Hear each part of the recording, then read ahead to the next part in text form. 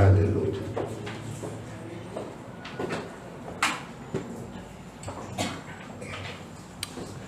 Buenos días. Dios los bendiga.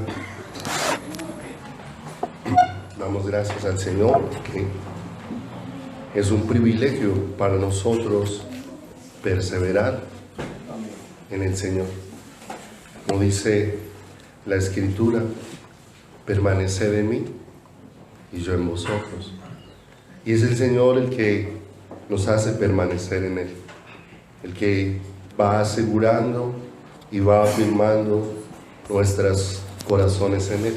Ninguno es firme por sí mismo. Nuestra firmeza viene de Él.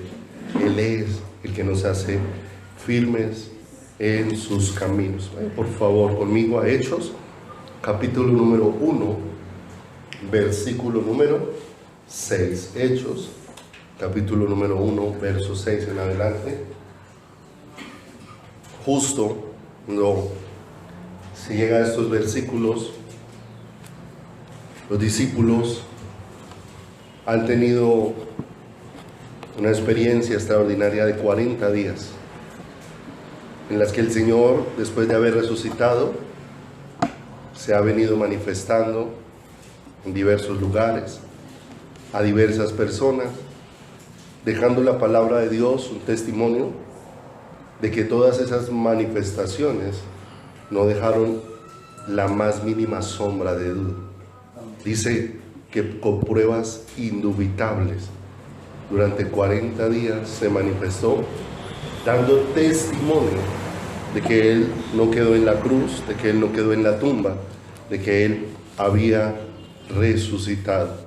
Y aún todos los que le pudieron ver resucitado, pudieron ver, aún como Tomás, las huellas de la obra que había hecho allí en la cruz del Calvario, sus manos y su costado. Y eso era un testimonio tremendo. 40 días en los que ha sido hermoso al comienzo para los discípulos. Había mucho temor, los discípulos estaban muy atemorizados en su corazón. El Señor les convocó, y aún ellos estando en un recinto cerrado, todos reunidos, en medio de ellos aparecía el Señor diciéndoles: paz a vosotros.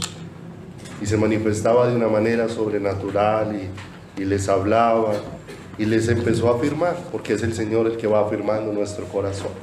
Porque aún a un hombre como Pedro, que había negado al Señor y que tal vez había mucha lucha en su corazón de saber si después de haber negado al Señor, después de haber comportado o haber expresado su corazón como se expresó, si tal vez el Señor todavía estuviera pensando en alguien que le había fallado de tal manera.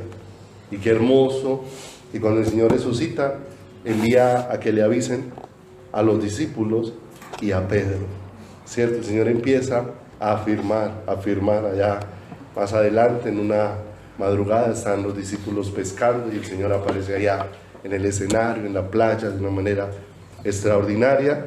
Y allí Pedro, que tal vez estaba descamisado viendo a lo lejos al Señor, se tiró a nado para llegar hasta el borde. Y allí nuevamente el Señor sigue afirmando un corazón endeble como el de Pedro, para colocar su firmeza dentro de su corazón. Y qué hermoso, porque esa es la obra de Dios con cada uno de nosotros, ir afirmando estos corazones endebles como son los nuestros. Porque cada día que pasa, lo que uno va experimentando es en que entre más cercano el Señor nos va haciendo a Él, más débiles se ven nuestras vidas, más débiles se deben lo que nosotros somos. Antes tenía un pensamiento totalmente contrario, que era que yo era más fuerte cuando estaba más cerca del Señor, y no, cuando yo soy más fuerte, estoy más distante del Señor. Pero cuando soy más débil y soy más frágil, estoy más cerca de Él, porque ya no van a ser mis fuerzas, sino las fuerzas de Él en mí.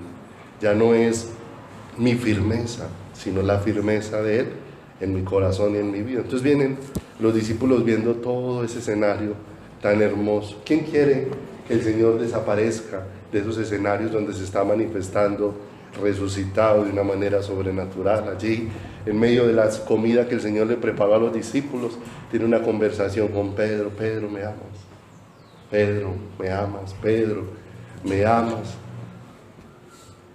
Y Pedro todavía está siendo afirmado por el Señor porque tal vez no ha escuchado con profundidad lo que el Señor le dice, porque después el Señor voltea y le dice al Señor, Pedro voltea y le dice al Señor, refiriéndose a Juan, ¿y este qué?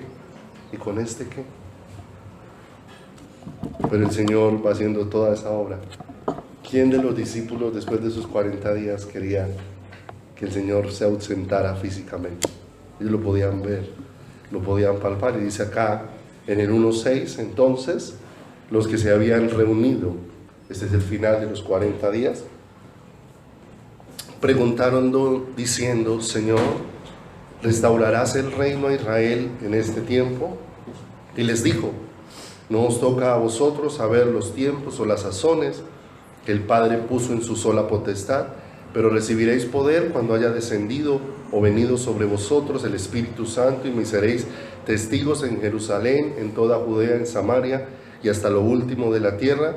Y habiendo dicho estas cosas, viéndolo ellos, fue alzado y le recibió una nube que le ocultó de sus ojos. Qué tremendo ese escenario tan maravilloso. Ahí hay una reunión de muchas personas, ahí está en medio de ellos el Señor dando instrucciones, confirmando que no los dejaría solos, que como lo había prometido de antemano, si Él se fuera enviaría al Consolador.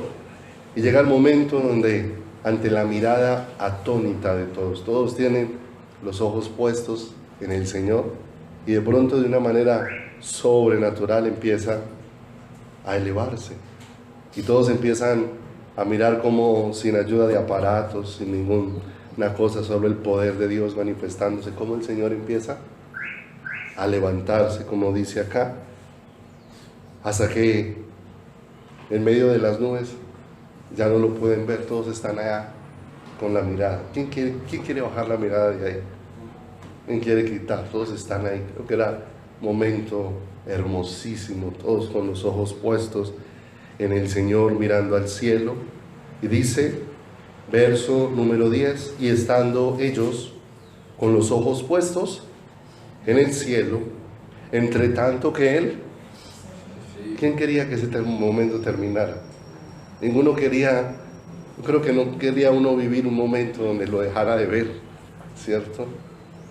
No sé cómo se sentirían en sus corazones ahí. Dice, todos mirando al cielo, entre tanto que Él se iba. He aquí, se pusieron junto a ellos dos varones con vestiduras blancas, dos ángeles, los cuales también les dijeron, varones Galileos, ¿por qué estáis mirando al cielo?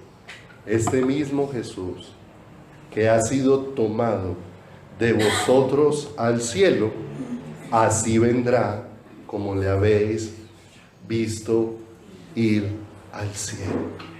Y qué hermoso que justo cuando el Señor asciende para ir al cielo, inmediatamente el Señor de una vez va dando testimonio de su regreso, de su venida, de que así como ellos le vieron desaparecer en las nubes hasta donde pudieron verle sus ojos, así nuevamente el Señor regresaría, porque su regreso primeramente será hasta las nubes, ¿cierto? En las nubes, donde tocará la trompeta, y como dice Tesalonicenses, los muertos en Cristo resucitarán primero, y nosotros los que hayamos quedado en un abrir y cerrar de ojos seremos transformados para encontrarnos con el Señor y así estar siempre con el Señor. Vaya conmigo a Lucas, por favor, 17 entonces. Primera de Tesalonicenses dice, busque Lucas 17, yo le leo este Tesalonicenses, porque ellos mismos cuentan de nosotros la manera en que nos recibiste y cómo os convertiste de los ídolos a Dios para servir al Dios vivo y verdadero y esperar de los cielos a su Hijo, al cual resucitó de los muertos, a Jesús, quien nos libra de la ira venidera. Como aquí en Tesalonicenses el Señor nuevamente afirma cómo esperamos de los cielos el regreso de nuestro Señor. Lucas, capítulo número 17. Ciertamente, nosotros en este momento somos la generación más cercana al cumplimiento del regreso de nuestro Señor Jesucristo.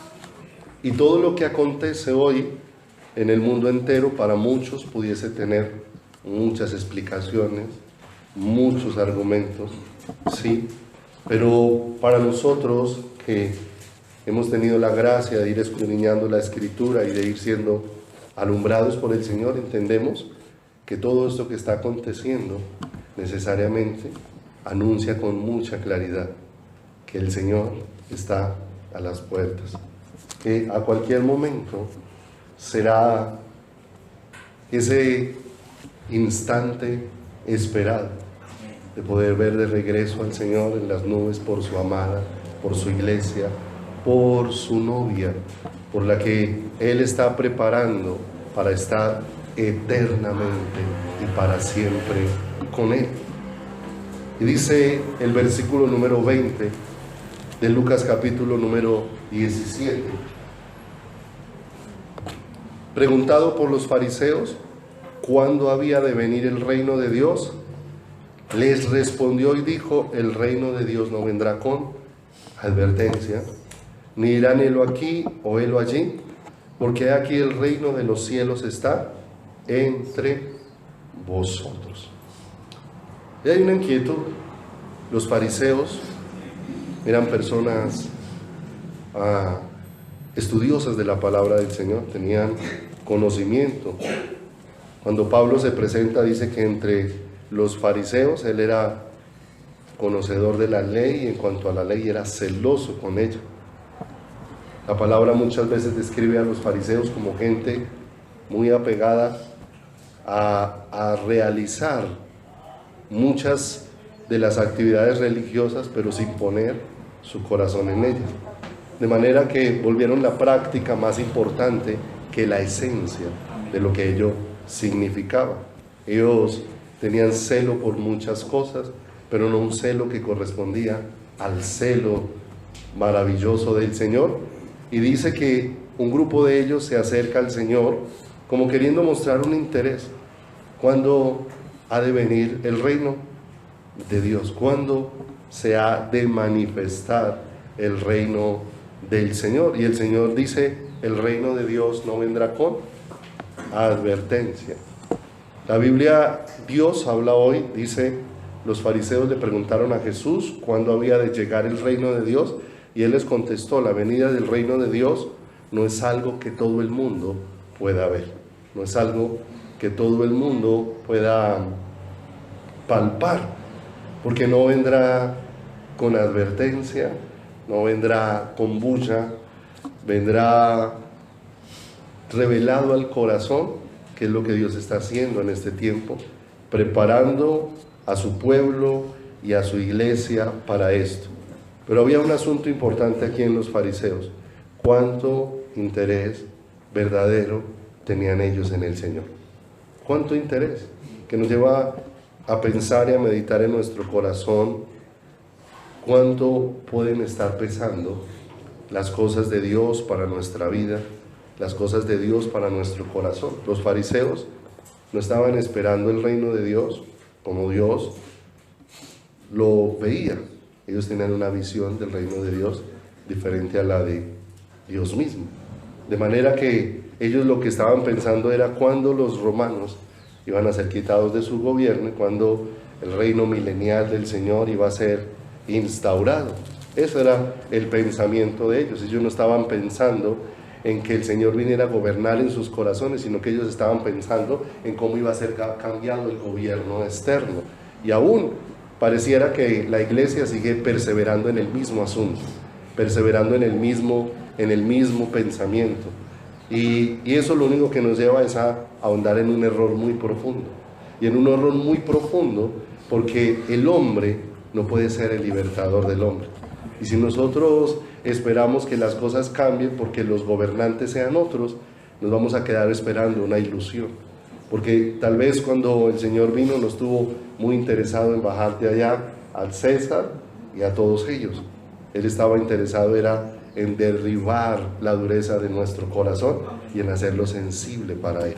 Pero la gente hoy sigue pensando que si hoy se predica mucho y escucha uno mucho, que si tuviéramos gobernantes cristianos, que si el presidente fuera cristiano, que si el alcalde fuera cristiano, que si los concejales fueran cristianos, tal vez pudiéramos tener un mundo diferente. Y tal vez algunos han tenido la oportunidad de ser parte de eso y se ha notado que realmente no se trae cambio y no se trae transformación. Y hoy seguir pensando de la manera en que pensaban los fariseos puede llevarnos a un mundo de muerte y de engaño, porque ciertamente nosotros tenemos que ver en este tiempo que todo se está saliendo de las manos, absolutamente todo. Todo se está saliendo de las manos y del control del ser humano, no de las manos de Dios. Se está saliendo todo del control del ser humano. No tenemos control sobre los huracanes, cada vez más fuertes, más intensos, más destructivos, y prácticamente no hay nada que el hombre pueda hacer frente a ello. Frente a los terremotos, ¿qué puede hacer el hombre? Nada. Absolutamente nada. Es más, no le sirve ni cuánto se prepare, porque se prepararon 11 de la mañana, la gente estaba haciendo un simulacro contra terremoto. A las 2 horas vino el terremoto y el simulacro no fue suficiente para evitar que se cayeran todas las casas que se cayeron y todas las personas que fallecieron allí, todo el dolor que vino. Eso evidencia que podemos hacer intentos, pero que las cosas se salen de nuestras manos y de nuestra capacidad. La economía se ha salido de las manos, se ha salido de las manos. El asunto de la violencia se ha salido de las manos. Cantidad de gente ilusionada porque nuestra nación iba a estar llena de paz porque ya no había guerrilleros. La violencia se ha trasladado a las casas, se ha trasladado a las casas. Todos los años crece, no lee la estadística de la violencia familiar y es aterradora la forma en cómo la violencia se ha metido dentro de los hogares. Los jóvenes se han vuelto inmanejables y empezamos a mirar y nuestra conclusión es todo se está saliendo de las manos, se está saliendo del control, y eso nos deja ver claro que el hombre no puede hacer nada, excepto solamente ¿quién? Solamente el Señor, solamente Dios puede hacer algo. Pero el asunto es, ¿cuánto pesaba para los fariseos el reino de Dios? Simplemente eran palabras, eran doctrinas. Dice, vaya un momentico por favor al Mateo, no pierdas el Lucas que vamos a estar volviendo ahora, Mateo, capítulo número 13. Allí el Señor utiliza 13:44. 13:44.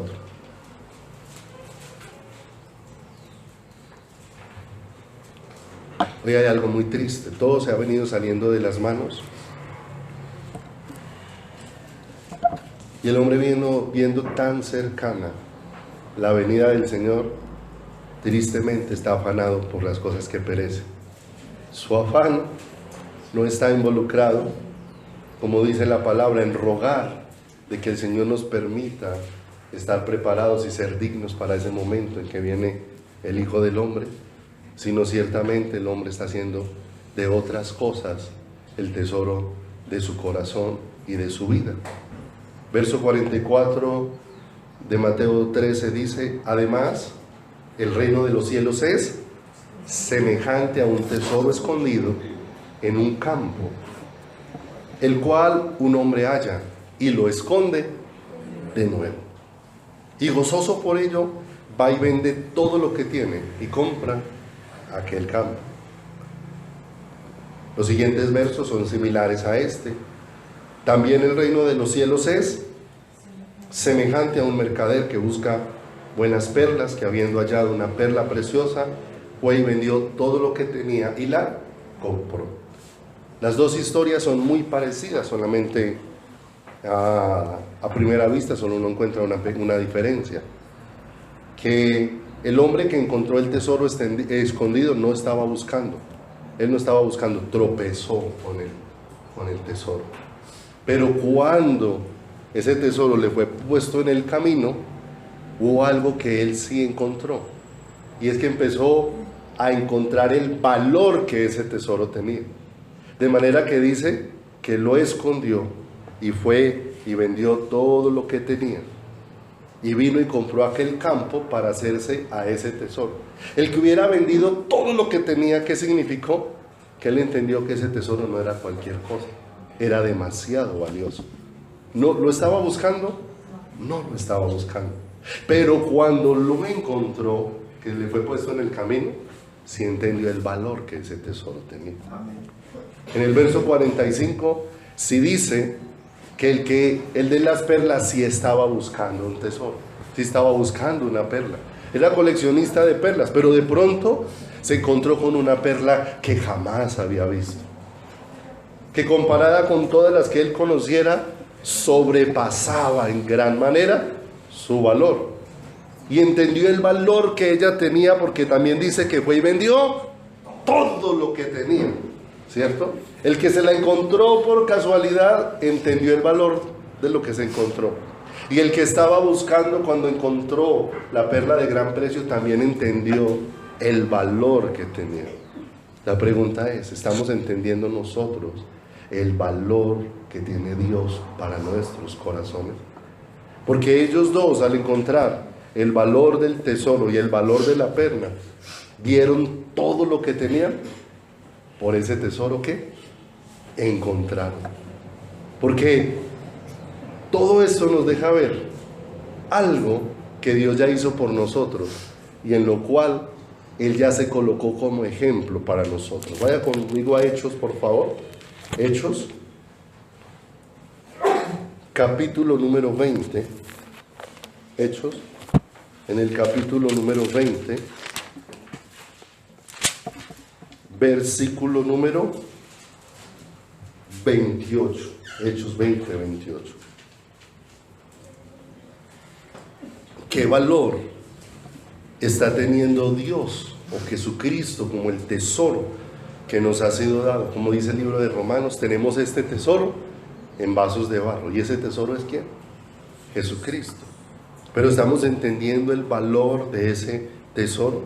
Dice acá el verso número 28, por tanto mirad por vosotros y por todo el rebaño en que el Espíritu Santo os ha puesto por obispos, para apacentar la iglesia del Señor, la cual Él ganó por su propia. ¿Sabe que el primero que encontró el tesoro fue el Señor?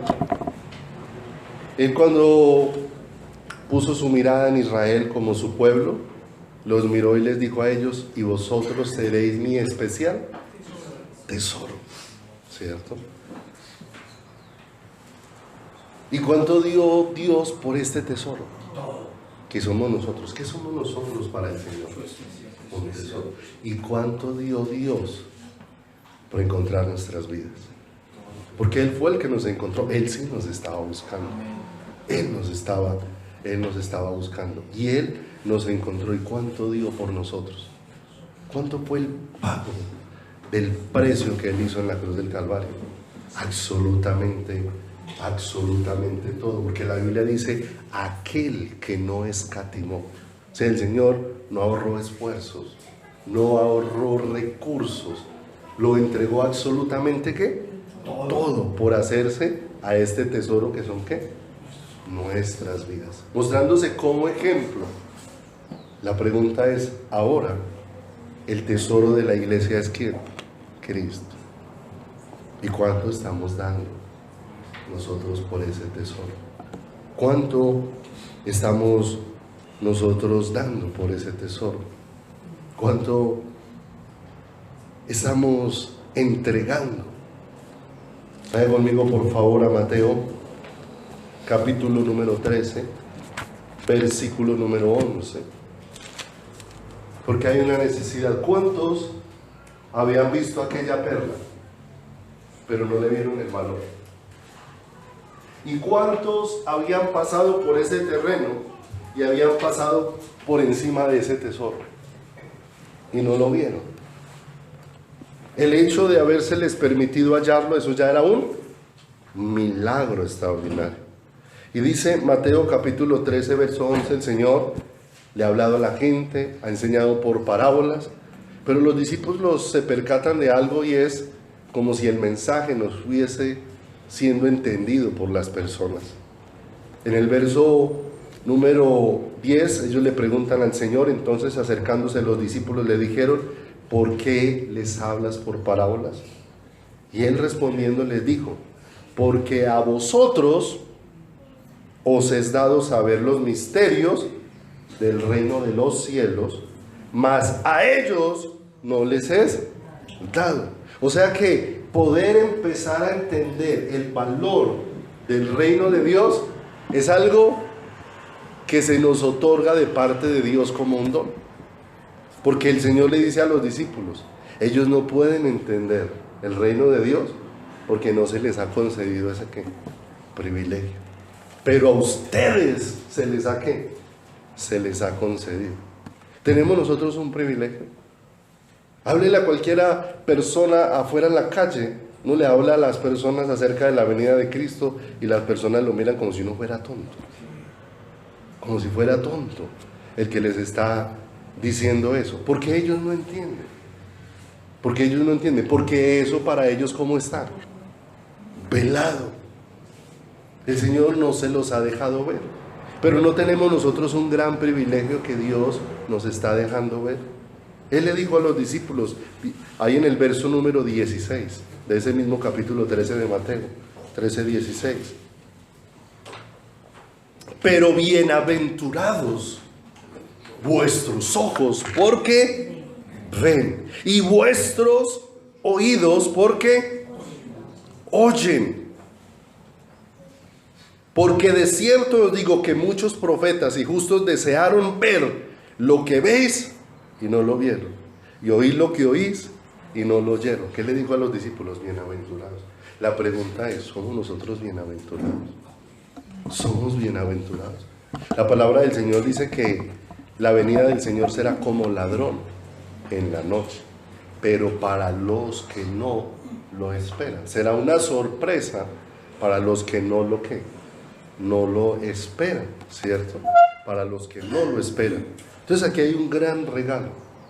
¿Por qué los discípulos no podían, por qué los fariseos no podían entender el valor del reino de Dios? Porque sus ojos estaban velados. Los discípulos podían ver el valor de las cosas del Señor. Es más, de los discípulos muchas veces se dice que ellos fueron dejando todo para seguir a ¿quién?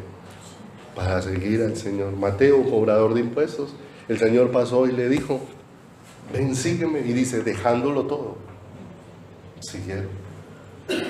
Pedro en una ocasión le dice, Señor, nosotros lo hemos dejado todo por seguirte, todo. ¿Qué habían encontrado? ¿Cierto? Tal vez no entendían a plenitud el valor de ese tesoro, pero lo poco que el Señor les había dejado ver había empezado a atrapar sus corazones y a atrapar sus vidas de una manera sobrenatural, de manera que ellos empezaron a dejar para aferrarse a ese tesoro con todas sus fuerzas y su corazón. En Lucas, la palabra de Dios narra, Jesús tenía aproximadamente 12 años, habían ido al templo, de pronto todos regresaron a casa, sus padres creían que él venía entre la multitud con ellos, y cuando llegaron a casa se dieron cuenta que Jesús no estaba. Y estuvieron buscándolo por cerca de 3 días y lo encontraron, y cuando llegaron manifestaron la preocupación. María apenas ve a Jesús le dice, tu padre y yo hemos estado preocupados. ¿A qué padre se estaba refiriendo?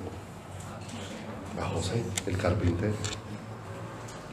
Pero el Señor Jesús a la edad de 12 años los mira y les dice, es que estoy ocupado en los negocios de mi Padre.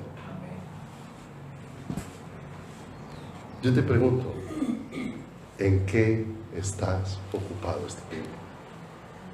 ¿En qué estás ocupado? ¿En qué estamos ocupados? ¿En qué estamos ocupados?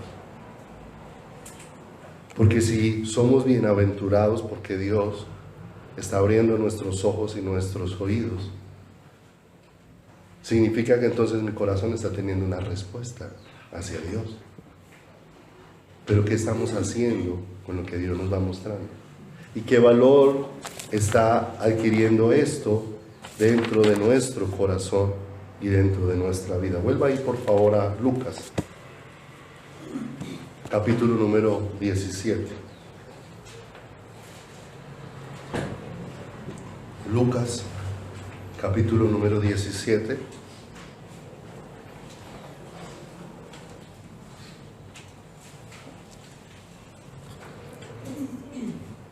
En el verso número 26, el Señor dice: como fue en los días de Noé, así será también en los días del Hijo del Hombre. Comían, bebían, se casaban y se daban en casamiento, hasta el día que entró Noé en el arca y vino el diluvio y lo destruyó a todos. Verso 28, asimismo, como sucedió en los días de Lot, comían, bebían, compraban, vendían, plantaban, edificaban, mas el día en que Lot salió de Sodoma, llovió del cielo fuego y azufre y los destruyó a todos. Así será el día en que el Hijo del Hombre se manifieste. Y entonces uno ve aquí como una combinación de dos épocas: la época de Noé y todo lo que se vivió en la época de Noé junto antes del diluvio, que fue un juicio universal. ¿Cuántas personas sobrevivieron a ese juicio universal? 8 personas. Y algunos calculan que en la época del diluvio habían más de 3.000 millones de personas sobre la tierra. Encuentra uno en algunos comentarios históricos y bíblicos que era más o menos lo que calculaban que había de gente. La proporción de las personas que subieron al arca comparados con la cantidad de gente que había en la tierra realmente era mínima, era pequeña. Y después también habla de Lot, y vemos cómo el Señor trajo destrucción sobre 2 ciudades, Sodoma y Gomorra, ¿cierto? Y que también ciudades grandes fueron consumidas bajo el juicio de Dios, y que realmente las personas que escaparon de allí fueron muy pocas. Iba Lot, sus 2 hijas, pero su mujer se quedó en la mitad del camino. O sea que realmente del juicio de allá salieron 3, del juicio del diluvio salieron 8. Siempre fueron un número mínimo, un número mínimo. Pero miremos un poquito acerca de la gente de esa época. Cuando uno lee en el libro de Génesis, uno empieza a darse cuenta que la gente empezó a aumentar, pero la Biblia empieza a decir que la gente empezó a desligarse de Dios, de tal manera que toda la gente empezó a caminar conforme a los deseos de su corazón. En esas 2 épocas unidas había violencia. La palabra de Dios dice ahí en Génesis que los hombres estaban preocupados por tener renombre, porque ahí fue donde salieron los primeros hombres que tuvieron renombre sobre la tierra. Cuando uno va y mira a Sodoma, vemos que de allí sale toda la desviación sexual, todos estos asuntos, pero los pecados de Sodoma no solamente eran esos. La Biblia dice en el libro de Ezequiel que también ellos tenían abundancia de ocio, tenían soberbia, tenían abundancia de pan. También la Biblia dice que caminaban en mentira, en engaños. Describe la palabra de Dios. Y dice que todos estaban haciendo maldad. En Génesis dice la palabra del Señor que el Señor vio que la maldad de ellos era grande y que llegaba hasta el cielo. Y entonces uno empieza a mirar ese listado y uno dice, bueno, pero entonces ¿en qué se parece esta época? Si en esta época hay gente que hace maldad, porque vemos todo eso, vemos la sodomía desbordada, las desviaciones sexuales, los abusos, todo este tipo de cosas. Vemos la violencia, vemos la mentira, vemos el engaño. Pero de pronto, cuando el Señor habla aquí en Lucas, pareciera que había dos tipos de personas en esa época. Estaban los que estaban haciendo todas esas maldades, pero pareciese que había un grupo de personas que no estaba haciendo todas esas maldades. Porque uno leía acá y el Señor no enlista un grupo de personas que estuvieran haciendo maldades. Lea ahí nuevamente en el verso número 27. Aquí el Señor habla de unas personas. ¿Qué maldad había en comer? En beber, en casarse. Ahí en el verso 28, ¿qué hacían en la época de Lot? ¿Qué leen ahí? Comían, bebían, compraban, vendían, plantaban y edificaban. Entonces encontramos que había gente haciendo maldades como hoy, gente haciendo violencia, gente buscando cómo robar, cómo hacer daño, todo este tipo de cosas. Pero también encontramos gente que no está haciendo ese tipo de maldades, que tal vez están dedicados a trabajar, a cuidar a su familia, a hacer cosas que pudiéramos llamar así, entre comillas, sanas. El asunto es que dice que esos que comían, bebían, se casaban y se daban en casamiento, ¿qué maldad estaban haciendo? De primera vista. Y dice, hasta el día que entró, verso 27, Noé en el arca, y vino el diluvio y lo destruyó. Mire que el diluvio destruyó al que estaba haciendo violencia, al que estaba haciendo maldad, pero también al que solamente estaba comiendo, bebiendo y casándose. Y dice también la palabra de Dios que vino el fuego del cielo y destruyó a los que en Sodoma y Gomorra estaban haciendo homosexualismo, lesbianismo, mentira, soberbia, pero también el fuego que salió del cielo consumió ese día a los que no estaban haciendo nada mal. Compraban, vendían, plantaban, trabajaban la tierra, y pareciera como leer esto y decía, pero no es justo que todos los que están haciendo tanta maldad sean castigados de la misma manera que los que estaban haciendo estas cosas, que no le estaban haciendo daño a ninguna persona. El Señor, en varios escenarios dentro de la palabra, nos deja ver que hubo muchas personas que lo dejaron a Él por hacer cosas común y corrientes. Amén. Un hombre se acercó y le dijo al Señor, quiero seguirte. Y el Señor le dijo, ven y sígueme. Pero él volteó y le dijo al Señor, Señor, pero deja primero que vaya y entierre a mi padre. Y uno escucha esa primera porción y pareciera algo lógico, pero cuando uno lee el contexto, el papá de él no se había muerto. O sea que él no estaba pidiendo permiso para ir a un velorio. ¿Sabía él cuántos años todavía iba a vivir a su papá? No, él decía, Señor, yo sí quiero seguirte, pero primero tengo que atender este asunto. ¿Era malo cuidar a su padre? No. Pero para él era más importante cuidar a su padre que entregar a su corazón al Señor Jesús. Dice que el Señor hizo una cena de bodas para su hijo y mandó a llamar a los invitados, a los convidados a la reunión, y dijo, vayan, anúncielos, vaya, llámenlos.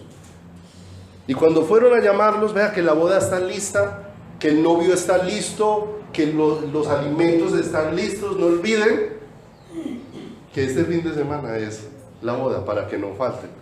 Entonces uno dijo, ay, qué pena, díganle que no puedo ir porque tengo que ir a la labranza. ¿Iba a hacer algo malo? No. ¿Por qué dejó de ir a la invitación? Porque tenía que ir a cuidar primero sus cosas. Tengo que ir primero ¿a quién? A la labranza.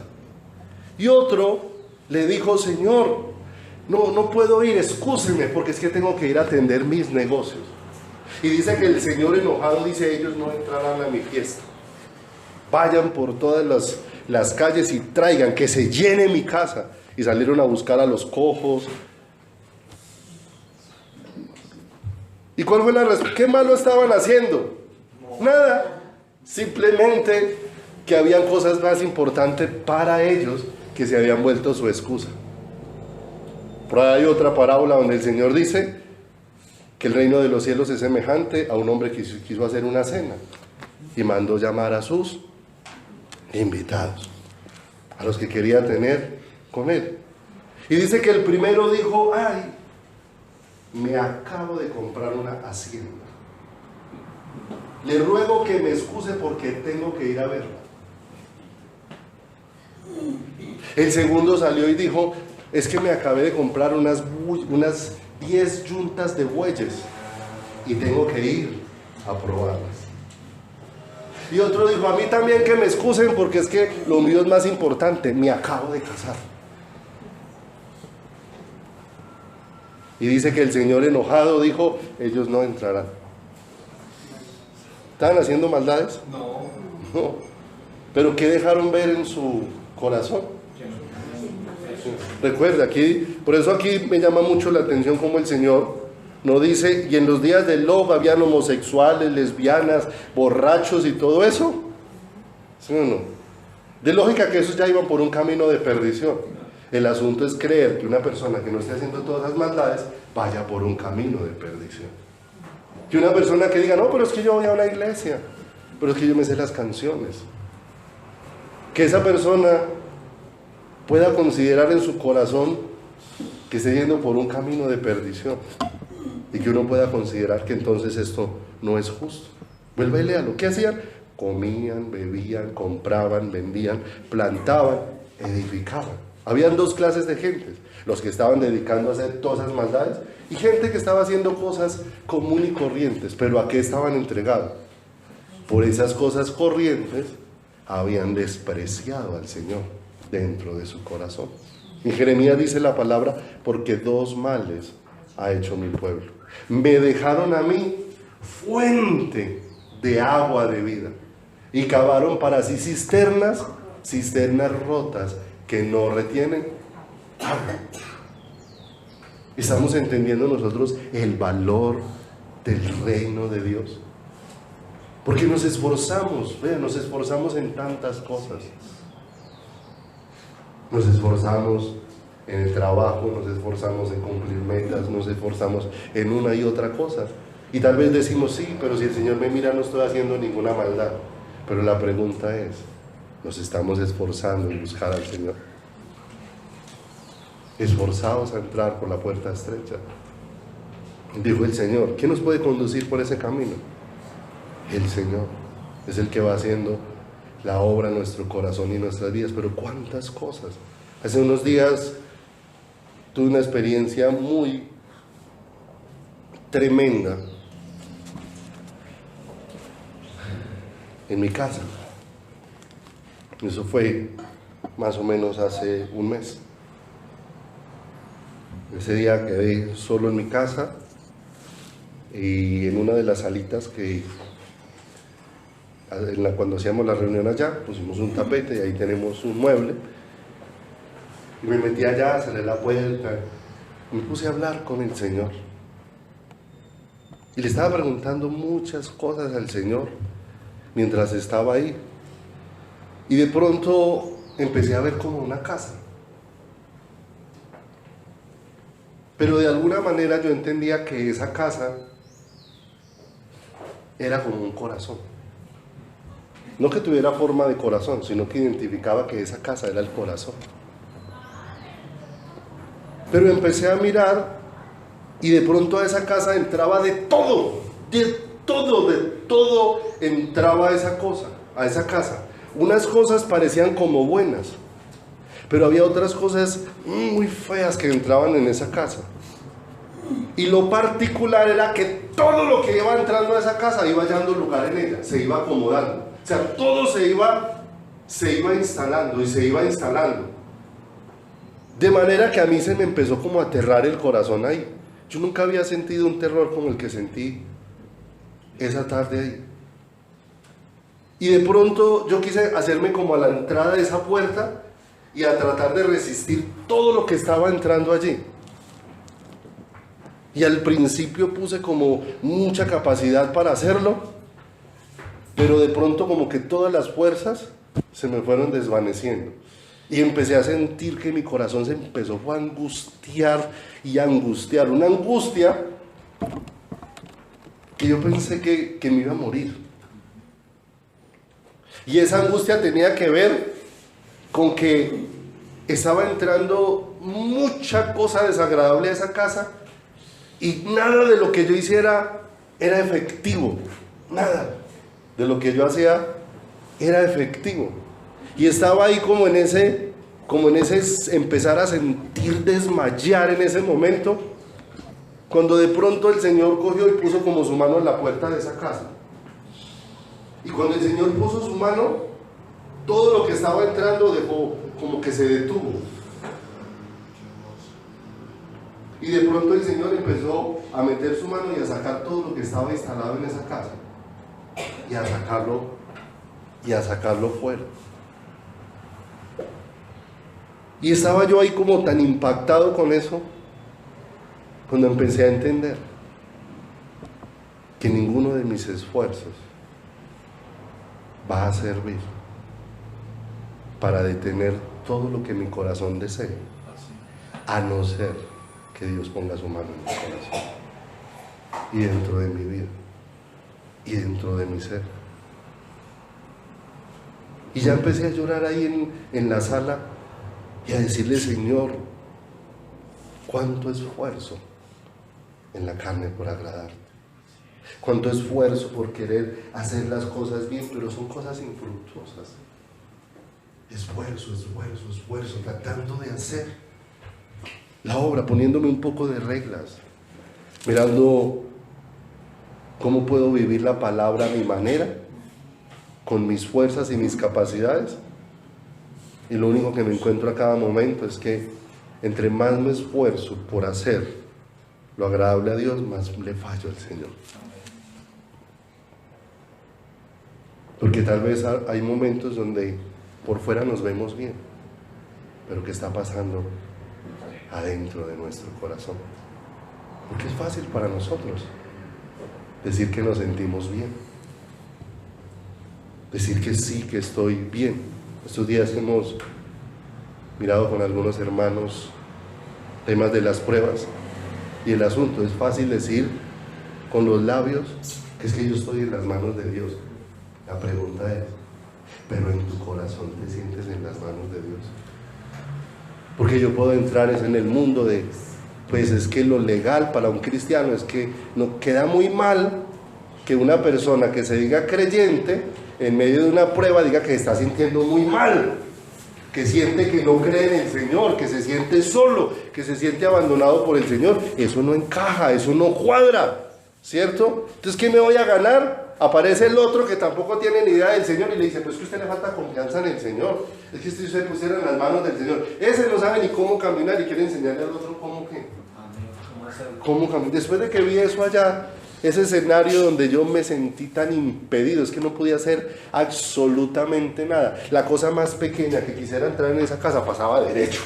No había forma en que yo la pudiera frenar, no había forma en que la pudiera detener, excepto cuando Dios puso su mano. Y estaba en esa situación cuando empecé a recordar lo que le pasó a Lázaro. ¿Qué podían hacer los que estaban afuera de la tumba? Nada. ¿Qué estaba pasando en Lázaro? Estaba descomponiendo. ¿Quién podía frenar la descomposición de Lázaro? Y allá afuera había medios, había gente con dinero, había gente con capacidades. ¿Qué podían hacer todos ellos frente a la muerte que estaba carcomiendo a Lázaro? ¿Saben? Lo único que podían decir es: no abran esa tapa, hiede. Era lo único que podían decir, hiede. Pero aparece el Señor en el escenario, y lo que al hombre le costaría muchísimo, y después de desgastarse, finalmente no obtendría ningún resultado. El Señor da la orden, por favor corran la piedra. Y al Señor le bastó solo una palabra: Lázaro, ven fuera. Y cuando los hombres no podían hacer nada, fue el poder de Dios el que cambió todo con la vida de Lázaro. De manera que no había nada por lo que Lázaro pudiera enorgullecerse. Lázaro no podía pararse de afuera y decir, claro, pues, como yo sí oraba. Yo sí oraba de la manera correcta. Es que yo sí sabía pedirle al Señor, es que yo sí sabía las estrategias. Es que yo sí conocía. Lo único que Lázaro podía decir ahí parado: si estoy aquí, es por Él. Si estoy aquí, es por Él. No más. No más. Había forma de que Lázaro se gloriara de algo. Es que yo soy, ¿cierto? Porque a veces la vida cristiana se hace muy difícil para muchos de nosotros, precisamente porque es que Dios tiene que desbaratar esa imitación en mi corazón. El yo soy es Él, no yo. Pero a veces yo soy. Quiero ocupar el lugar de Dios en mi corazón. Y cuando quiero ser como Dios, lo único que voy a hacer es estrellarme. Y lo único que voy a hacer es hacer mi camino muy difícil. Cada uno de los hombres que altercaron con Dios entraron en un camino muy difícil. Hay gente pública a la que se le nota más ese desprecio, pero que se nota enseguida la mano de Dios. Hugo Chávez dijo, poco de palabras necias contra Israel, y desde donde dijo que le salieron, desde allá empezó a morir. ¿Sí o no? Salió el ministro, creo que es de salud, de Colombia, y dijo, yo no creo en Dios. Y ahora lo ve, ya no tiene pelo, ¿cierto? Porque la necedad del corazón nos conduce por un camino muy tortuoso. El creer que yo soy, y eso lo tiene que desbaratar Dios en mi corazón. El yo soy es Él. Él es el yo soy. ¿A qué estaban dedicadas las personas? Porque hay gente dedicada solamente a hacer esto, no están haciendo mal. Van a las iglesias y eso se ha convertido, se relaciona con las actividades que se hacen en una iglesia, pero no se están relacionando con Dios. Vino el diluvio y estos perecieron. Vino el fuego que cayó sobre Sodoma y Gomorra y estos perecieron. ¿Qué quedó de ellos? Absolutamente nada. ¿Cuál era el mal que habían hecho? Porque es que ese es el mal. ¿Por qué razón no nos iríamos con el Señor? No por no estar haciendo maldades, porque la mayor maldad nuestra, como dijo el Señor, es dejar a Él, que es la fuente de agua viva. Lucas 21, vaya adelantico. Lucas 21.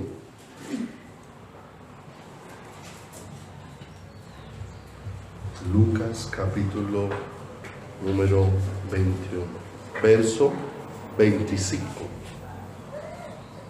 Entonces habrá señales en el sol, en la luna y en las estrellas, y en la tierra angustia de las gentes, confundidas a causa del bramido del mar y de las... ¿Hemos visto esto en este tiempo? ¿Vieron el éxodo en Estados Unidos de gente? Y los que no pudieron salir era porque les tocó quedarse. Muchas islas totalmente desoladas las tuvieron que abandonar y no quedó nadie habitando en ellas. Y no acababa de pasar un huracán y ya estaban a la espera del otro. Verso 26. Desfalleciendo los hombres por el temor y la expectación de las cosas que sobrevendrán en la tierra, porque las potencias de los cielos serán conmovidas. Entonces verán al Hijo del Hombre que vendrá. ¿Cómo lo vieron irse? ¿Cómo volverá? Entonces verán al Hijo del Hombre que vendrá en una nube con poder y gran gloria. Cuando estas cosas empiecen a suceder, erguíos y levantad vuestra cabeza, porque vuestra redención está cerca. La venida del Señor para la iglesia no es un asunto de miedo, es un asunto de expectativa, de levantarnos cada mañana y apenas se abran nuestros ojos por la misericordia del Señor.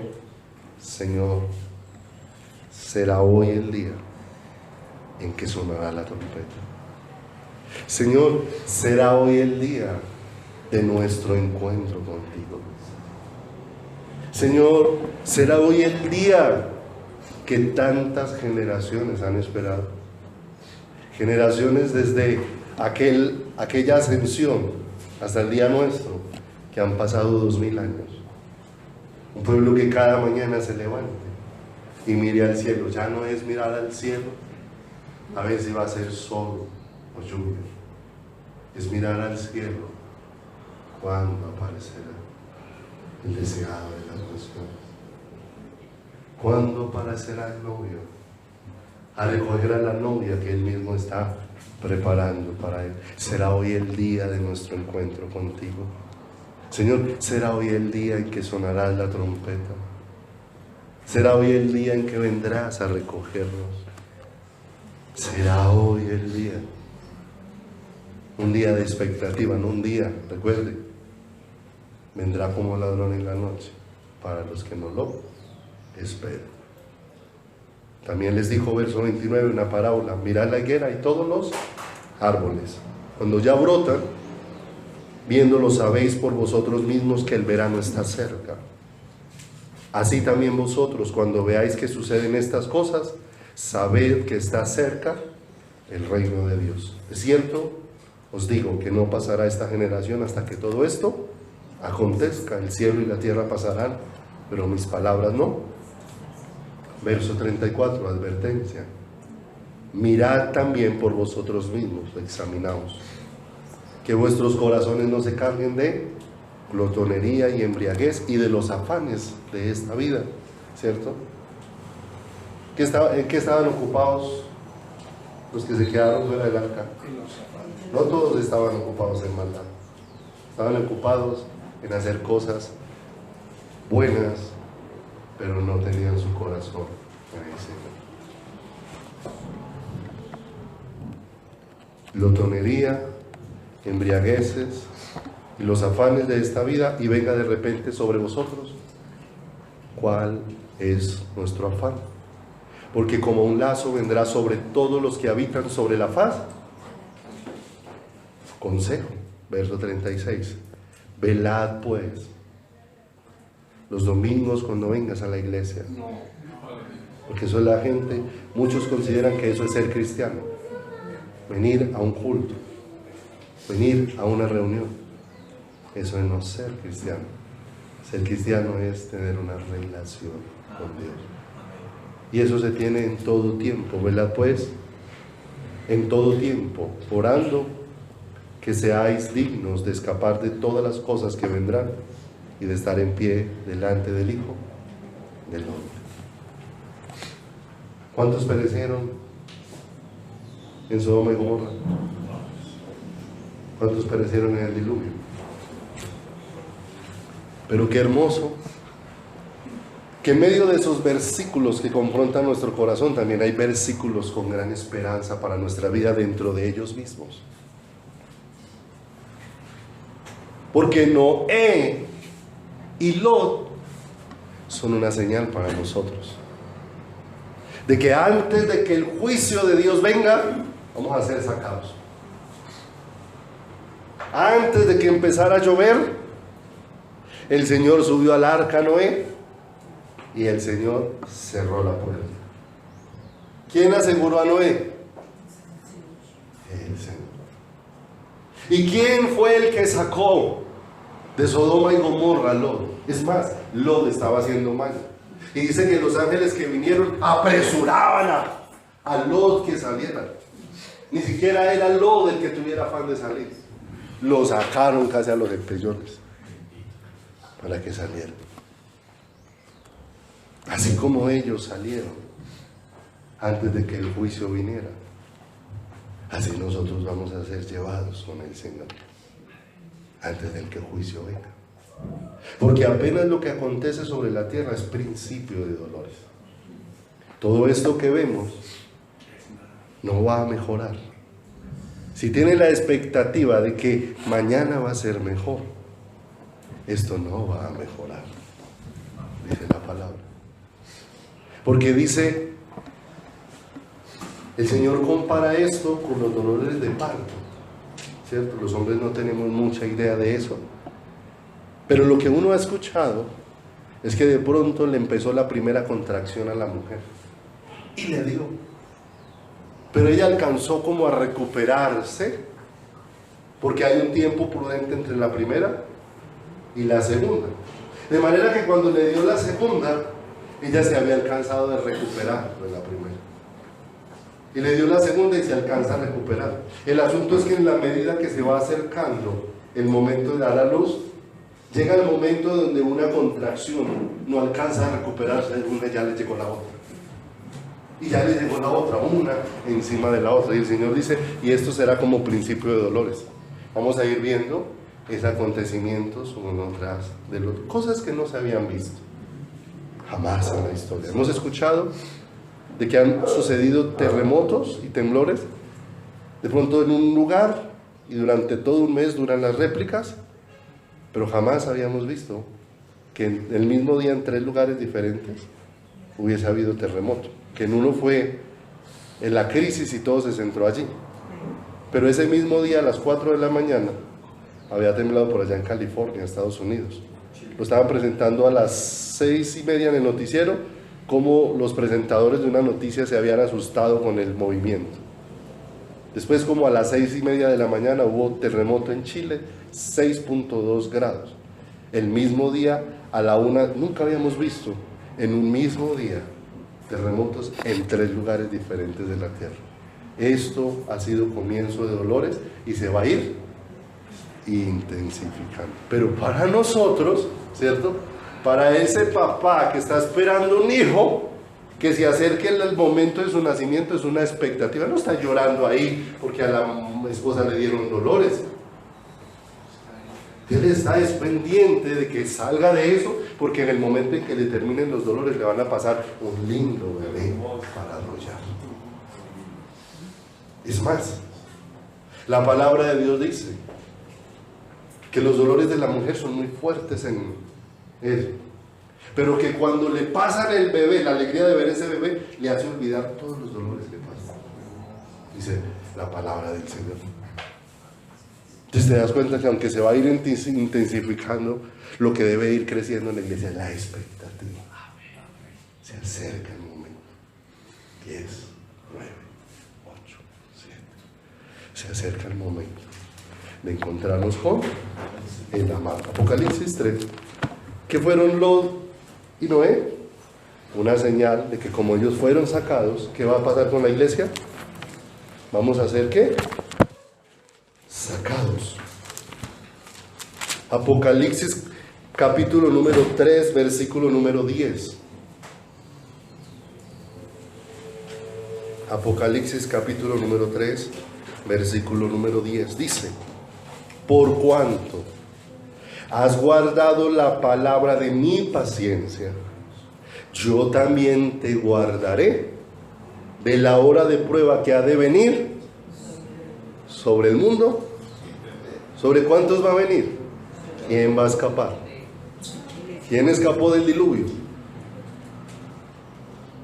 Para probar a los que moran. Y mire que es en relación con su venida, porque el verso 11 dice: he aquí, yo vengo pronto. Retén lo que tienes para que ninguno tome tu corona. Vamos a ser sacados antes de la prueba, antes de todo lo que va a venir sobre la tierra. Acompáñame a otra cita, por favor.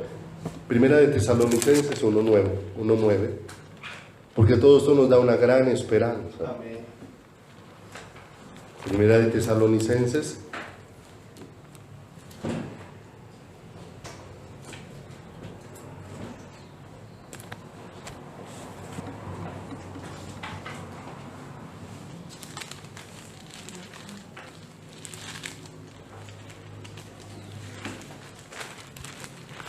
1:9, mire lo hermoso que dice.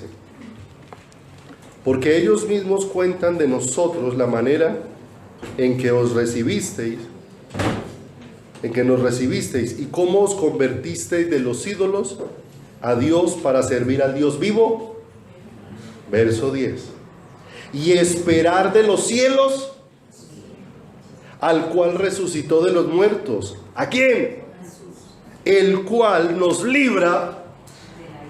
Ah, ¿te das cuenta? Que como Noé y Lot vamos a ser sacados antes. Y eso es una gran esperanza para nuestro corazón, para nuestra vida y para nuestro caminar. Ven conmigo entonces, por favor. Mateo capítulo número 4.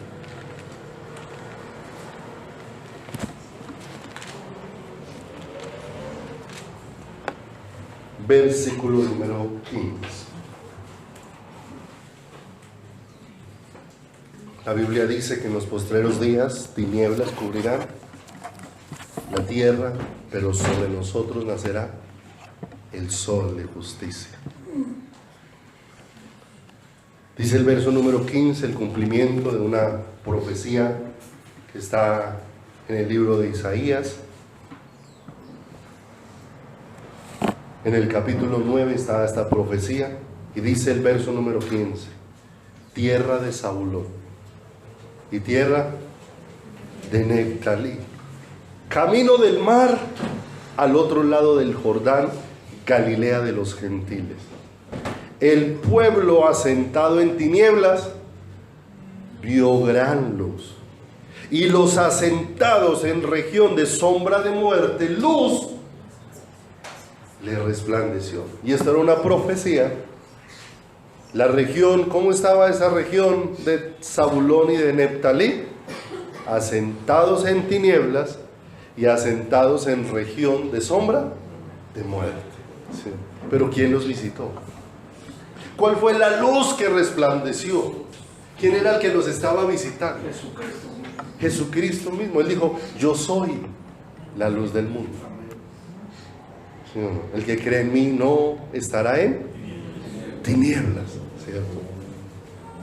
Y pareciera que estos versículos inicialmente fueran solo para la tierra de Zabulón y de Neftalí, pero si los miramos, son una descripción de la tierra actual.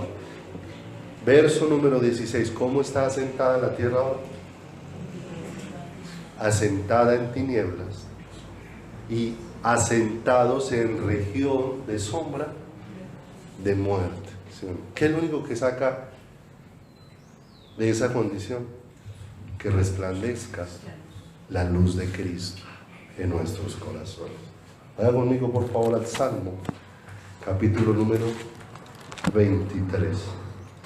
Salmo, en el capítulo número 23, dice algo hermosísimo, donde podemos ver una promesa tan vigente para nuestro tiempo, en este Salmo 23, donde el Señor es el que pastorea nuestras vidas. Dice el Salmo 23, verso número 4. ¿Cómo está la tierra ahora? Venimos de la tierra en tinieblas y sombra de muerte. Pero mire lo que dice el Salmo 23 para los que el Señor pastorea. Aunque ande, a que todo esto vaya creciendo en tinieblas, aunque todo esto vaya empeorando, aunque cada día vayamos escuchando cosas más aterradoras que van a ir sucediendo, dice, no temeré mal alguno. porque tú estarás conmigo. Tu vara y tu callado me infundirán, ¿qué? Aliento. Y habla de los instrumentos del pastor, ¿sí? Utilizados para encaminar y para dar dirección. Te voy a encaminar mientras sobre la tierra hay sombra de muerte. Yo voy a resplandecer sobre tu corazón. Y yo te voy a guiar. No vas a estar sola. Voy a estar contigo. La mano de Dios que sostendrá nuestras vidas. Ya ese Salmo 23 no era un salmo para hace años para los que cuidaban ovejas. Es un salmo actual. Porque estamos en valle de sombra de muerte. Pero el Señor, ¿qué le ha dicho a su iglesia? No teman, porque Él va a estar con quién? Con nosotros. Él nos va a infundir aliento. Él nos va a dar vida. Todo lo que nosotros necesitamos es Cristo. Amén. Cristo no dijo: yo les voy a dar el pan de vida. Yo soy el pan de vida. Cristo no dijo: yo les voy a dar luz. Él dijo: yo soy su luz. Yo soy la puerta. Yo soy el pastor que dio su vida por las ovejas. Yo soy la vid verdadera. Yo soy su esperanza. El apóstol Pablo, hablándole a la iglesia, dijo: cuando Cristo, vuestra vida, se manifiesta.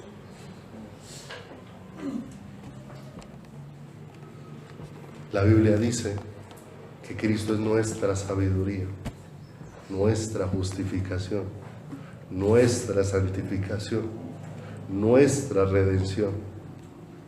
David en uno de los salmos expresó: Él es nuestra salvación. Y cuando empezamos a mirar a Cristo así, lo que necesitamos es a Cristo, no que Él nos dé cosas. Necesitamos es a Él. Él es el todo. Él es el todo. El yo soy. El que hace posible todo en nuestras vidas. Y terminemos con esta cita, por favor. Colosenses, capítulo número 3.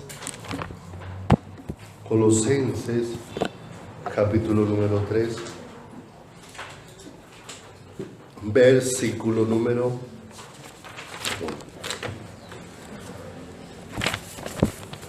La obra de la cruz tiene una íntima relación con la venida del Señor. Colosenses 3:1. La obra de la cruz tiene una íntima relación con la venida del Señor. ¿Hacia dónde nos está dirigiendo el Señor? ¿Qué estaban buscando los que iban a la labranza? El que iba a cuidar su matrimonio, el que iba a revisar su hacienda, el que iba al entierro de su padre. Dice 3:1: si pues habéis resucitado con Cristo. Y la resurrección es una realidad por la obra de la cruz. ¿Qué dijo el Señor? ¿En qué debemos estar ocupados? ¿En qué debemos estar ocupados? ¿Dónde está nuestro corazón? Y si mi corazón no está ocupado ahí, yo no lo puedo cambiar, pero puedo clamar al Señor. Señor, tantas cosas que están atrapando mi corazón, porque tristemente nos vemos enfrentados a una realidad. Es muy fácil seducir el corazón del hombre. Es muy fácil seducir. Por eso necesitamos que Dios se adueñe de nuestro corazón. Porque si Dios se adueña de mi corazón, Proverbios 4:23 dice algo que pareciera mi obra, pero no es mi obra, es la obra de Dios. Sobre toda cosa guardada, guarda Yo no sé guardarlo. Esa es la obra de Él. Es el único que sabe cómo guardar mi corazón. Si pues habéis resucitado con Cristo, buscad las cosas de arriba, donde está Cristo sentado a la diestra de Dios Padre. Verso 2. ¿Qué dice ahí? Poned la mira en las cosas de arriba, no en las de la tierra. Mis amados, estamos viviendo un tiempo crucial de poner la mira en las cosas de arriba. De hacer tesoros es arriba, donde Cristo sea el tesoro de nuestro corazón y de nuestra vida. Porque Dios no desea que nuestra vida se pierda. Porque dice que aquel que no escatimó a su propio Hijo, no escatimó nada en comprarnos, pero también dice que ya no vivamos para nosotros, sino para aquel que murió y resucitó por nosotros. Cristo es nuestra vida y Él nos está preparando. No somos nosotros los que nos preparamos para la venida del Señor. Él es el que nos prepara. No es una novia vestida por sí misma, es una novia vestida por Él.